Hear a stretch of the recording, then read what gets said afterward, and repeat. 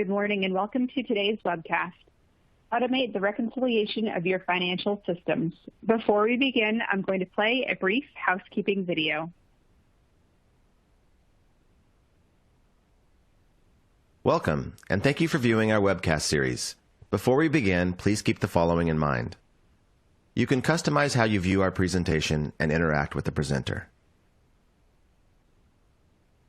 For better viewing, close all other applications and turn up your speaker volume.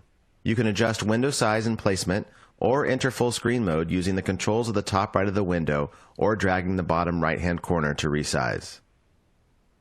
At the bottom of your screen, you'll see a series of icons that relate to a different aspect of our session. You can download a PDF of today's slides from the Slide Deck and Handouts widget. You can ask questions by typing in the Q&A window and clicking Submit. We'll do our best to answer all questions or follow up via email. If you experience technical difficulty, refresh your browser by hitting the F5 key. This presentation is not legal, investment, or accounting advice. We encourage you to seek the counsel of a professional service provider to apply this content to your specific circumstances. And with that, I am pleased to introduce today's presenters from Moss Adams, Aaron Tyler, Senior Manager, and Alyssa Galvan, Automation Lead Consultant. Aaron has specialized in business intelligence and data analytics since 2016. He has extensive experience analyzing and interpreting data relative to his clients' business and industry goals. Aaron provides clients with a competitive advantage by making data solutions more accessible for their business. His projects bring operational data and management insights to decision makers in industries ranging from agriculture to financial services. Alyssa is an automation lead consultant with the Enterprise Systems Consulting Group at Moss Adams. She has extensive experience evaluating and enhancing processes for automation suitability, leading automation implementations, and serving as a project manager while tailoring processes to best align with client needs. And with that, Aaron, I will turn it over to you to get us started. Thank you, Emily, and I appreciate everybody joining us today. This is a really interesting topic, and I want to thank Alyssa for having me on as well. And what we're looking at today is really neat because it's kind of at the confluence of really practical things and uses of data, and we're here to really start that conversation with you today and listen to your feedback as well. And one of the things we want to do today is talk about how do we get more value out of our human capital? How do we make sure that we save that valuable resource to use its experience, its intuition, and its judgment where it's the most valuable, and then save the things for a computer that a computer can do. And as part of this, we're really talking today about reconciliation and the financial aspects, but we're also going to talk a little bit about other things that analytics process tools can do for you. And we're going to cover down on some of the challenges and then some of the solutions, what it looks like when you use those tools and what kind of outputs you can expect to get out of them, what impact that may have on your business. And then we're going to finish up looking a little bit at, well, what is the next step? You know, what if I do this, what is the implementation process going to look like? And I'm going to start off today talking about those challenges of reconciliation. And Alyssa and I have worked on a number of projects together over the last several years. And really that confluence of her team and my team is really around how do we get data from a client system and make it accessible to them. And so here we're looking at the challenges of reconciliation. But really, these are all things that we see with other analytics processes as well. And you know, the time-consuming nature of it is really the thing I think that drives people crazy. And so, kind of regardless of industry group or regardless of the size of client that we've had, we hear a lot from different people that one of the most challenging things is knowing that that data is in the system. I helped put it there, and I just need to get it out to do something with it. You know, whether that's a reconciliation or whether that's the creation of custom KPIs or other management reports.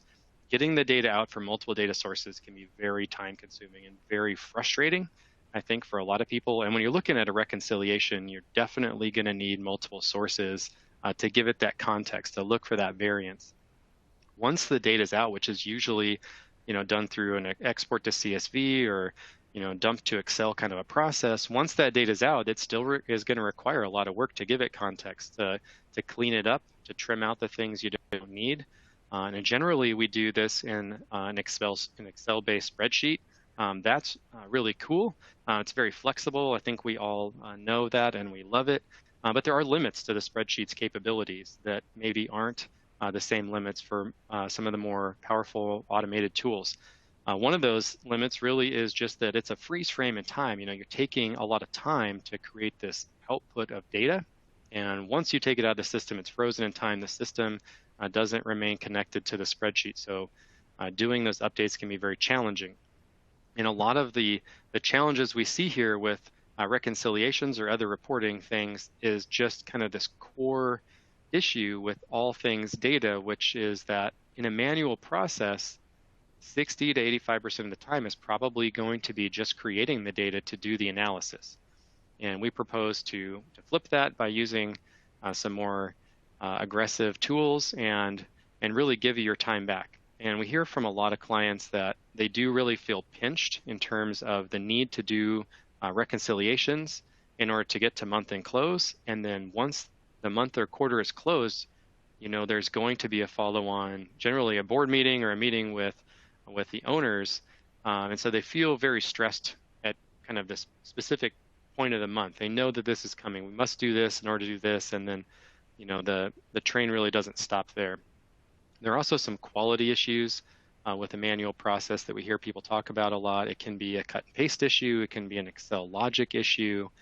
There can also be issues where if you have multiple people trying to do these types of reports together, you can start to have consistency issues. If something as simple as just taking the data from the system at a different time of day or a different time of the month, and maybe it's in a different kind of phase of the company's operation for the month, that can cause a really distinct problem. And I think sometimes when you get to that, it can be extraordinarily frustrating, because at that point you realize that you need to go back and troubleshoot it and then maybe start over and rework it a little bit.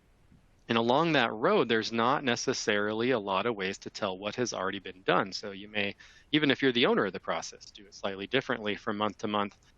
There's no audit log, if you will, about how the data got there.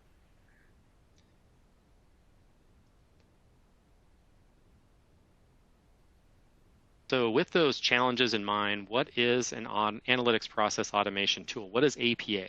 Well, APA is a software that's essentially designed to create that plumbing for you and to be very user-friendly, very accessible to the business user. And really, it's really there to just handle kind of the massive scale of this process, right? So spreadsheets kind of have a built-in limit around 1 million rows, and there's some really specific systems limits where you can stress Excel out, especially if you're doing a lot of calculations. Well, an APA tool can really facilitate the use of a lot more data. We think about like billing reconciliations for a lot of the clients I have in utilities or in the broadband industry. A lot of those databases are 15, 20 million rows of data. And so getting that information together wouldn't even be possible in a spreadsheet. You have to use an automatic tool.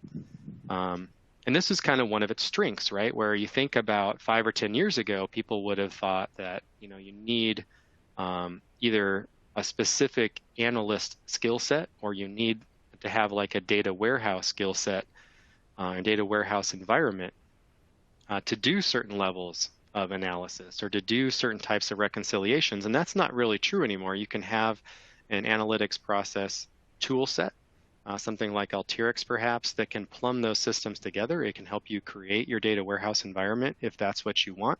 And then kind of moving on to the then what aspect of it, if you're going to use it for really precise reports or dashboards, or you're going to do some kind of ops research task with it, the APA tool sets can get you there a lot faster, and they can be a lot more consistent, and they don't handcuff you to the need for a data warehouse environment. So in a lot of cases, we don't build that anymore. We don't really recommend it if you don't need it.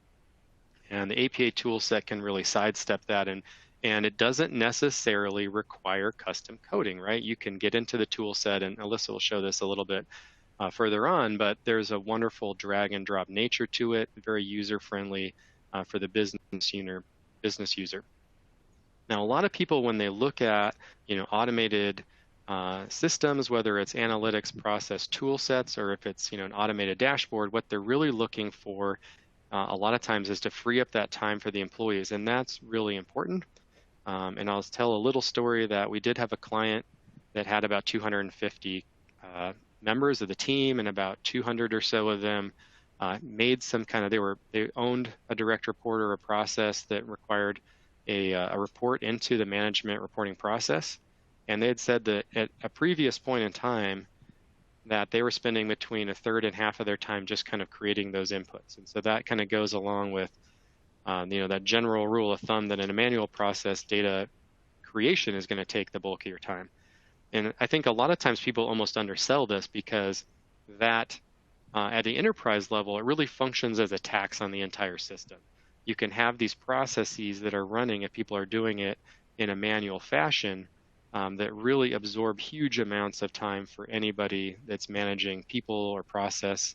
And that can really, it can absorb huge amounts of time in the system that really, it has kind of cost everywhere, if you will. And you're looking at analytics process automation in general, but finance in particular, one of the things we've seen in kind of a macro factor is that, over the last 5 or 10 years, U.S. economy has continued to grow, and we're maybe at a slight slowdown right now, but broadly the economy is very much larger than it was even a few years ago. But the volume of financial professionals has not kept pace with that. In fact, it's actually slightly declined. And so for a lot of the clients I've worked with, one of the issues they have is just having enough headcount to handle some of these processes. And you see this kind of, it shows up as, we would have wanted to have 10 or 12 people to help us with this part of finance, and what we really have is 6, and they're very stressed out right now. And having the ability to use an APA tool set can really help clean that out. It can really help to give them time to do deeper looks at things, and we'll talk a little bit more about this a bit later. But right now, I'm going to turn it over to Alyssa, who's going to start to talk about what it looks like for reconciliation. Thank you, Aaron. So now we are going to talk through an example of an automated asset and liability reconciliation using a tool called Alteryx, which is an APA platform. So through this example, we'll see how we're able to capture those different data sources that Aaron was speaking to, push those into an automated workflow to then have the automation complete all of that data preparation that's needed prior to completing the reconciliation steps, going through that whole process end to end, and then pushing out output reports for review. So we will see an example of an Alteryx automated workflow blueprint right here. And kind of speaking to those points again, you can see that it's pulling in multiple data sources. So the great thing about this tool is it's able to intake different file types. Say you do have a CSV file that you have exported data in that you need to upload. You also have the ability to do direct database connections as well. So you have a lot of different options in terms of capturing that data and pushing it through the workflow. So once we have that data set up, we then apply different tool sets that are available within Alteryx to automate that data cleanup piece. So we configure those tools based off of the requirements that we need, and then we add in some additional tool sets to incorporate that business logic that needs to be applied to complete those reconciliation steps. And then once all of that is complete, we then build in the output reporting. I'll speak a little bit more in detail about kind of what that can look like in a little bit, but going back to Aaron's point of this is a tool that is intended for the business user. This is similar to what the interface looks like in terms of drag and drop tools. So to build out a workflow like this, that's something that is totally doable by the business user. It does not require your IT team to come in and build this solution. So just, that being a huge benefit of it. And then once this workflow is built out, you automated that whole manual preparation piece and gave your team back all of that time that they were spending on the manual preparation back during, very busy times of the year, whether that be month end close, quarter end close. You're really kind of expediting that process and getting the information that you need to complete your review. So that brings us kind of to speaking around more of what the output reports can look like. One question that we get often is, well, how do I know what the automation is doing? And that is a very valid question. The great thing about a tool like Alteryx is it's not a black box. You have full visibility into what the tool is doing. And one way you achieve that is having the ability to have customizable reporting. So you get to decide kind of what type of output reports you want, whether that be file type or even pushing it into a data visualization tool such as Tableau, Power BI. And then you get to tell, the workflow exactly what you want and how you want that information presented. Additionally, within this tool, you have the ability to build in that business logic that is able to identify and flag any variances that occur in the reconciliation process, or even highlight any process exceptions that exist within your process that require additional review, maybe approvals before it can go on to the next step. So we see this tool being so valuable in the data preparation piece in terms of eliminating that manual time spent, but it also creates so much efficiency around the review process as well by giving you all of the information that you need to make that as efficient as a process as possible. Should you have any changes that you discovered during your review of these output reports, that is a quick change where you can reprocess any changes that you want reflected on those reports and get those in a very timely manner as well. So some additional capabilities for a tool like Alteryx is, again, going back to this is a tool for the business user. So let's say you have a situation in which, there is a process change to one of your reconciliation processes. You need to update the logic, which would require an update to the actual workflow. The great thing about that is, again, your team has full ability to go in and make those changes versus maybe having to wait for somebody else to implement those changes. You can really maintain and own that workflow.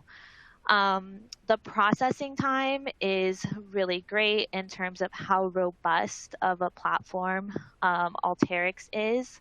We have built workflows for clients that have hundreds of those tools that you just saw in that example, and to automate a process that took them hours and hours to complete.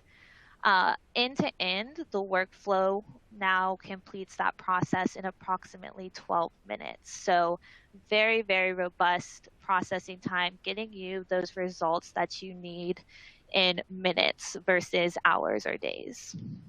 And then another great feature is just the speed to deployment. So once this workflow is built out, once it's tested, you definitely want to start seeing that value right away and getting this tool set into the hands of your team to start utilizing and really seeing those benefits of this. So you have a few different options there in terms of deployment, but what's really great about it is all of those options are very straightforward, and you're able to implement it quickly and really start seeing that benefit. So with that, I will pass it back to Erin to talk a bit through kind of just the overall automation impact. Thank you, Alyssa. And again, looking at automation in general and reconciliations in particular, what you're really looking at is that efficiency gain from removing the manual time. from the system. And so that will allow people to do a much deeper dive into the information. That can be very, very helpful for them, especially if you have some experienced people. You're essentially giving them the best crack at doing things that they can use their intuition and experience on as quickly as possible. And then one thing that we have heard stories about, at least I've heard several stories in the last year and a half about, are just the frequency problems of how often we do certain processes. And reconciliation generally has to be done to do another process. But for other analytics processes, I've known organizations that have said flat out, like, we don't have enough time or people to do this as often as we'd like. And so they sometimes defer certain management reporting tasks out for a month or maybe 2 or 3 months in some parts of the year because they're so busy. Whereas if you have an analytics process tool set available and you can push that button and generate a data set in 4 or 5 minutes, that really changes the game. And also, as you're changing that game, that means that you can see your updates right away. So if you're trying to troubleshoot a problem, if you're trying to look for what the root cause is, and as you make changes, the ability to reset the information very quickly and remain connected to it is very important. And so not only can you do reconciliation processes or reporting processes much more often, but you can almost do them in real time to check your work as you go along. And the bottom line is this is all going to give you more time to do analysis, to do deeper analysis, and to ask that next question, to swim upstream in the problem set and really look at, what's causing this, or, is there something that we could be doing better as an organization? So this is, one of those tools we really love because it really is meant to give you more time back and to make you more efficient. As you look at the quality aspects of this, there certainly are problems around having human error in the loop. And so for analytics process tool set, can human error be completely eliminated? No, but you can test it and you can whittle it down until there is essentially none of it. And then that process remains very stable and also very flexible. Whereas, if you have a rote data process that relies on a script or relies on and a direct manual link, then there's either a lot of human error in it or the process is very fragile. Whereas when you use a system like Alteryx, it's a very flexible system. You can go in there and make changes to it very easily. When you leave it, it will remain functional over several iterations. It's not like the tool set is going to degrade because you put it away for a month. And then along the way, again, you're getting that audit log, if you will, that documentation of what's being done, that data lineage piece that's really missing in a lot of the manual processes. And so that can really make people a lot more comfortable with the information. You can actually create reports along the way through the data process to spit out little snippets and kind of show you, what the data looks like at different stages, or what was done, or maybe what the errors and exceptions were, so you can really help to use the tool to its maximum effect and be very comfortable with the output that it gives you. And with that, I'm going to pass it back to Alyssa. Thanks, Aaron. So kind of to close us out, just kind of looking ahead a bit. So if you want to go about implementing an APA platform like Alteryx, what would that look like? So one great thing about implementing these types of tool sets is the speed to implementation. And that's really due to the fact that these tools are system agnostic, meaning, you really don't have to adjust any of your existing systems or infrastructure to be able to utilize this tool. So that really just increases that speed of implementation versus maybe, what you would observe with a complete system change or something like that. So once you have the tool set in place and available for use, it's really about, starting to gather those process details around your reconciliation processes, starting to define those requirements, tying back to that business logic that you're going to want incorporated within your workflow. and start kind of gathering all of those process details. Now, one great thing about this tool is, as Erin mentioned, we see it being so valuable for reconciliation processes, but really it is so valuable for any process that you find your team spending so much time just manually preparing data to get it into a usable format. So really kind of looking ahead to see other pain points that you have in terms of manual data prep that could really benefit from some type of automation.